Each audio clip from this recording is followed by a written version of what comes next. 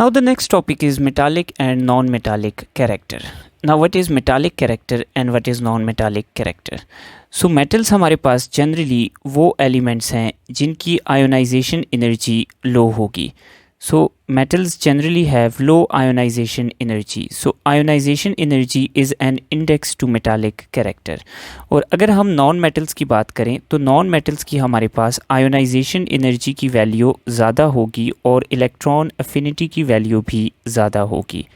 So metals have both low ionization energy and low electron affinity, and non-metals have high ionization energy and high electron affinity.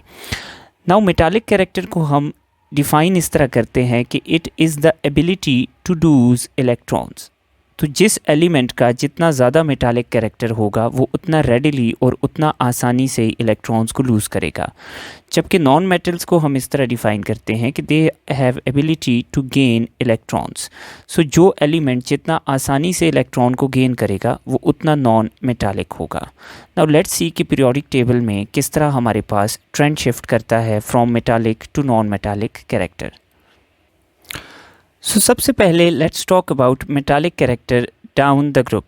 सो जब हम down the group जाएंगे तो हमारे पास elements का size increase करेगा. तो जब इनका साइज़ इंक्रीज़ करेगा तो इनकी आयोनाइजेशन एनर्जी मज़ीद डिक्रीज़ होगी. सो चूँकि आयोनाइजेशन एनर्जी डिक्रीज़ होगी तो इनका मेटालिक कैरेक्टर इंक्रीज़ होगा.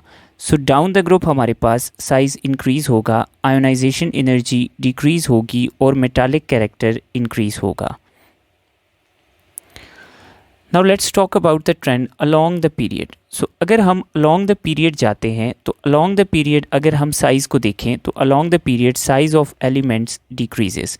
तो जब साइज़ डिक्रीज़ होगा तो एलिमेंट्स की आयोनाइजेशन एनर्जीज़ की वैल्यू इंक्रीज़ होगी, तो मेटालिक कैरेक्टर हमारे पास अल्टीमेटली डिक्रीज़ होगा. सो डाउन द ग्रुप हमारे पास मेटालिक कैरेक्टर इंक्रीज़ होगा और अलोंग द पीरियड हमारे पास मेटालिक कैरेक्टर डिक्रीज़ होगा.